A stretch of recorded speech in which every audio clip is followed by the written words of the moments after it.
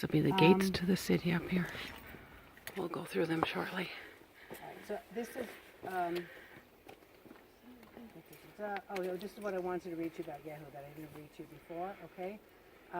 When Yehu had finished, I'm reading here from Kings 2, when Yehu had finished presenting the burnt offering, because he's a guy who's like trying to get rid of idol worshippers, come in and strike them down, let no man get away. The guards and the officers struck them down with the sword, left them lying where they were.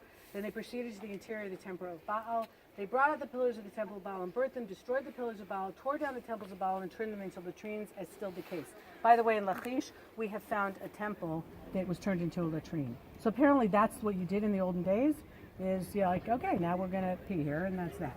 So the Bible is throwing us that this was like kind of a custom in the olden days to show that Jehu eradicated Baal from Israel. However, Yehu did not turn away from the sinful objects by which Jeroboam, son of Nebat, had caused Israel to sin, namely the golden calves of Bethel and at Dan.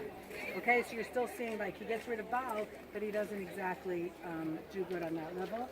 But what I want to show you here is, remember in the Israel Museum, I showed you a piece of basalt that I said this says House of David on it in ancient Hebrew.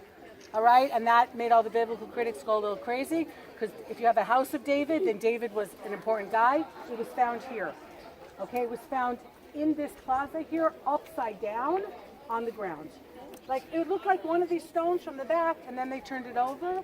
Geula, the archaeologist was working here, and this is where they found it.